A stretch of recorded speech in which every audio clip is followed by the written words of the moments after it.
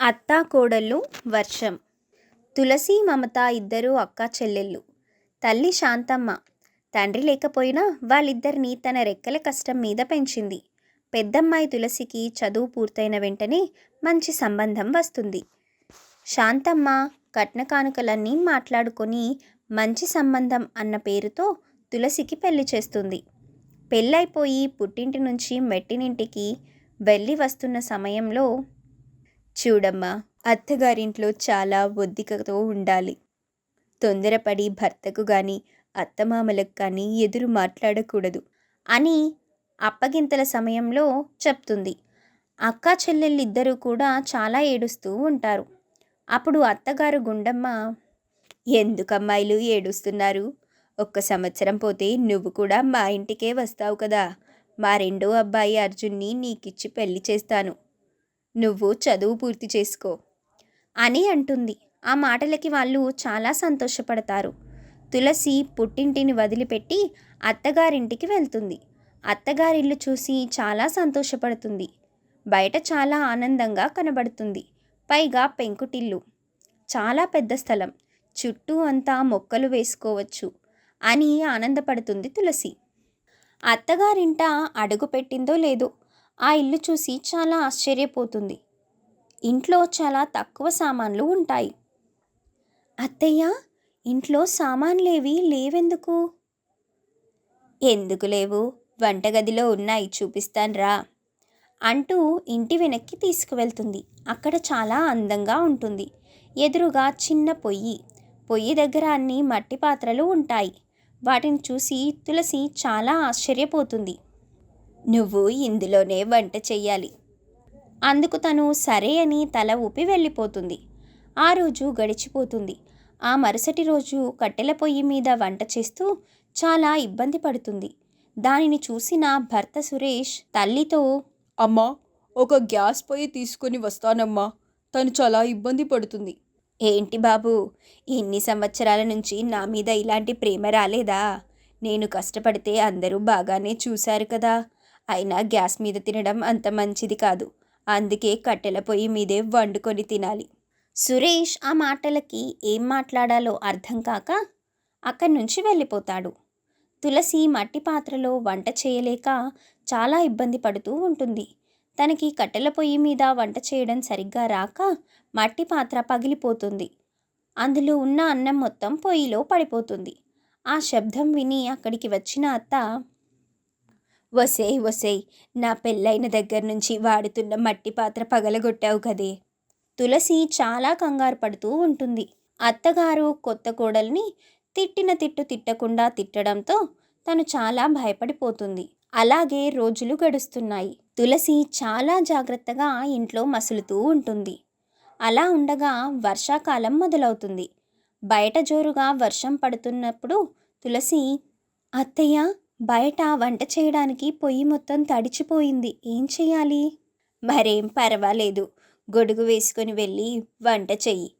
పొయ్యి సెగ తగిలింది అంటే మంట అదే మండుతుంది. ఆ మాటలకి తులసికి కొంచెం బాధ వేసి గొడుగుని తీసుకొని వెళ్ళి వంట చేస్తూ ఉంటుంది. అత్తగారు తన ఎదురుగా కూర్చొని తన వైపే చూస్తూ ఉంటుంది. ఇంతలో రంగయ్య, గుండమ్మ, అందరికీ వేడివేడి బజ్జీ అలాగే టీ పార్సల్ చేసుకొని తీసుకొచ్చాను. అందరం సరదాగా కూర్చొని తిని తాగుదాం రండి అంటూ అక్కడికి వస్తాడు. ఎదురుగా కూడల్ని చూసి, ఏంటమ్మా, వర్షంలో అలా గొడుగు వేసుకొని వంట ఎవరు చేయమన్నారు నిన్ను?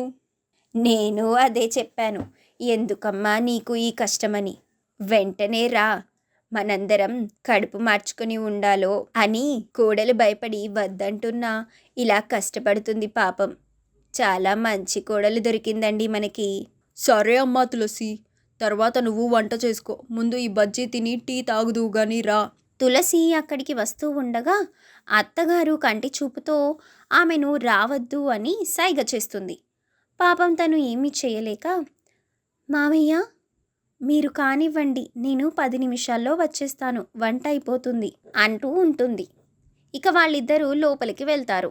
ఆ విధంగా అత్తగారు అందరూ ఉన్నప్పుడు ఒకలాగా, ఎవ్వరూ లేనప్పుడు ఒకలాగా ప్రవర్తిస్తూ ఉంటుంది. తులసి ఒక రకంగా మానసిక వేదన అనుభవిస్తూ ఉంటుంది. అలా ఉండగా కొన్ని రోజుల తర్వాత తులసి గర్భవతి అని తెలియడంతో తను మొదటి పురుడు కోసం పుట్టింటికి వెళ్తుంది. తల్లిని చూసిన వెంటనే తులసికి ఎంతో ఆనందం కలుగుతుంది. ఏంటమ్మా తులసి, నువ్వొక్కదానివే వచ్చావు? మీ ఆయన రాలేదా? ఏదైనా గొడవైందా? తులసి ఒక్కసారిగా ఏడుస్తూ, అమ్మా, చాలా రోజులైందమ్మా నిన్ను చూసి. నేనిప్పుడు గర్భవతినమ్మా.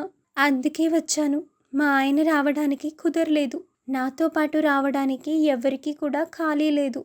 అందరూ పొలం పనుల మీద కొంచెం ఆదరాబాదరాగా ఉన్నారు అని చెప్తుంది. ఆ మాటలకు తల్లి కొంచెం అసంతృప్తిని వ్యక్తం చేస్తుంది. ఆ తర్వాత చెల్లి పలకరిస్తుంది. తులసి ఇక ఆ రోజు గడిచిపోతుంది. ఆ మరుసటి రోజు ఉదయం తల్లి, అమ్మా తులసి, నువ్వొక్కడ సంతోషంగానే ఉన్నావా? నాకేంటమ్మా, తల్లిలాగా చూసుకునే అత్త, తండ్రిలాగా చూసుకునే మావయ్య, స్నేహితుడిలాగా ఉండే నా భర్త. అవునా అక్క? అయితే ఎవరిలాగా లేరన్నమాట. ఆ మాటకి తులసి, దాని అర్థం ఏమిటి మమత అని అడిగితే, అంటే ఏముంది, అత్తగా ఉండాల్సిన అత్తగా లేకుండా అమ్మగా ఉంది. అలాగే మిగిలిన వాళ్ళు కూడా ఉన్నారు అని అర్థం. ఊరుకో మమత, నువ్వేం మాట్లాడతావు నీకే అర్థం కాదు. దాని మాటలు నువ్వేం పట్టించుకోకు తులసి. అయినా నేను నీ కన్న తల్లిని, నాకు తెలియదా నువ్వక్కడ సుఖంగా ఉన్నావో లేవో అని? నీ కన్నీళ్లలోని బాధే నాకు అర్థమవుతుంది. అసలేం జరిగిందమ్మా? తులసి బోరున ఏడుస్తూ, అమ్మా, ఈ వర్షాకాలం అంతా అన్ని రోజులు నరకం అనుభవించాను. తను దర్జాగా ఇంట్లో కూర్చొని ఉంటే నేను గొడుగు పట్టుకొని వర్షంలో వంట చేస్తున్నాను. దాన్ని అందరూ చూస్తున్నారు, కానీ ఒక్కళ్ళు కూడా ఒక్క మాట అడగట్లేదు. నా పరిస్థితి అంత దారుణంగా ఉంది అంటూ ఏడుస్తుంది. దాన్ని చూసి తల్లి, చెల్లి ఇద్దరూ కూడా ఏడుస్తారు. అప్పుడు తల్లి శాంతమ్మ, నేనింకా నువ్వు చాలా సంతోషంగా ఉన్నావు, దీనిని కూడా తీసుకెళ్ళి ఆ ఇంట్లోని కోడల్ని చేద్దామని ఆశపడ్డాను. అమ్మో, అక్కడికి అస్సలు వద్దమ్మా. కొంచెం ఆలస్యమైనా మంచి సంబంధమే చూసి చేద్దామమ్మా. లేదమ్మా, నేను ఆ ఇంటికే కోడలిగా వెళ్ళాలి. ఆ అత్తగారి పని పట్టాలి. మంచి ముహూర్తాలు ఎప్పుడున్నాయో చూడు. నెల రోజుల్లో పరీక్షలు కూడా పూర్తయిపోతాయి. పెళ్లి చేసుకొని వెళ్తాను. ఆ మాటలకి తల్లి, తులసి ఇద్దరూ ఆశ్చర్యపోతారు. ఇప్పటికిప్పుడు పెళ్ళేంటమ్మా, నీకేమైనా మతిపోయిందా అంటూ చివాట్లు పెడతారు.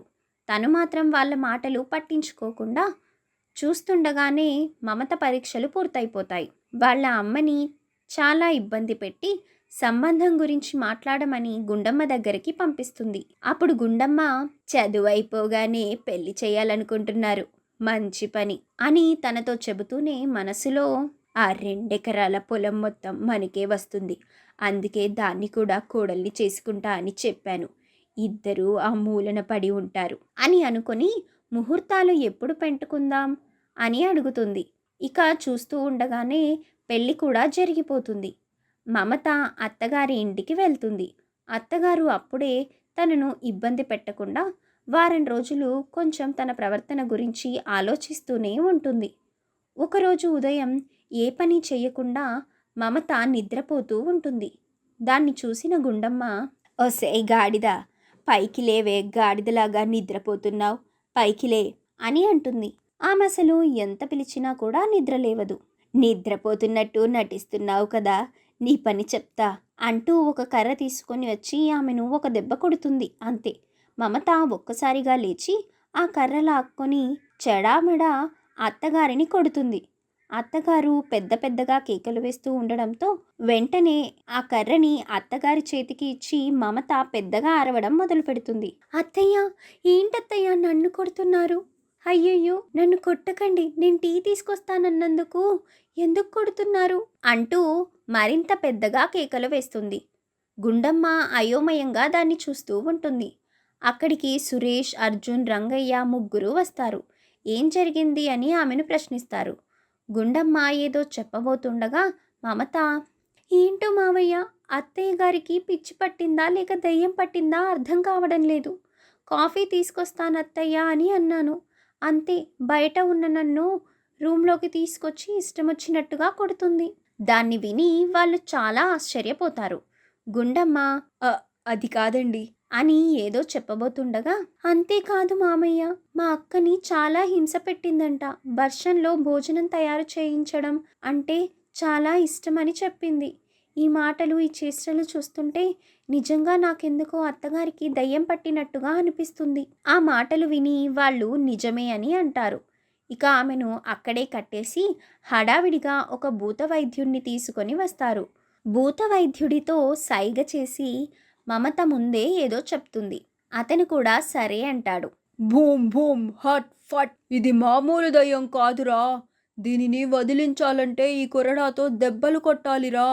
ఆడదాన్ని నేను కొట్టలేనురా. నువ్వు కొట్టు తల్లి. అయ్యో, అత్తగారు పెద్దవారు, ఆమెని ఎలా కొడతాను? దయచేసి నన్ను ఆ పని చెయ్యమని మాత్రం చెప్పొద్దు. ఇక అక్కడున్న వాళ్ళందరూ, మీ అత్తగారి ప్రాణాలు కాపాడాలి అంటే నువ్వది చెయ్యక తప్పదమ్మా అని బలవంతం చేస్తారు. తను ఇక తప్పదా అంటూ వాళ్లతో, మీరందరూ బయటకు వెళ్ళండి, మీ కళ్ళ ముందు ఈ ఘోరాన్ని చూడలేరు అంటూ బయటకు పంపించేస్తుంది. వాళ్ళందరూ బయటకు వెళ్తారు, ఒక్క భూత వైద్యుడు తప్ప. 2 దెబ్బలు కొట్టిందో లేదో. అత్తగారు, ఒసేయ్ కోడలు పిల్ల, నాకు అర్థమైపోయిందే, నువ్వు నా మీద పగ తీర్చుకోవడానికి నా ఇంటికి వచ్చావని. నీతో కానీ మీ అక్కతో కానీ ఇంకెప్పుడు పెట్టుకోనే తల్లి, నన్ను వదిలేయ్. అది అలా రావాలి దారికి. ఇంకెప్పుడైనా ఏదైనా చేశావంటే నాకు సంగతేంటో అర్థమైంది కదా. అర్థమైంది, అర్థమైంది అని అంటుంది. ఆ తర్వాత దయ్యం వదిలింది, పడిపో అని అంటుంది. అత్తగారు కింద పడిపోతుంది. ఇక బయట వాళ్ళని పిలిచి, దయ్యం వదిలేసింది, ఇక తాయెత్తు కట్టాలి అని మంత్రగాడు తాయెత్తు కట్టి వాళ్ళిచ్చిన 1000 రూపాయలు తీసుకుంటాడు. అలాగే మమత ఇచ్చిన డబ్బులు కూడా తీసుకుంటాడు. ఇక వాళ్ళందరూ దయ్యం వదిలింది అని సంతోషపడతారు. ఆ రోజు నుంచి అత్తగారు కోడలతో ప్రేమగా మాట్లాడుతుంది. అలాగే అందరూ కలిసి పెద్ద కోడల్ని చూడ్డానికి వెళ్తారు. అక్కడ కూడా చాలా ప్రేమగా అందరినీ పలకరిస్తుంది. ఇక నిజంగానే తను వాళ్ళ మీద ప్రేమ చూపిస్తూ అందరూ కలిసి సంతోషంగా ఉంటారు.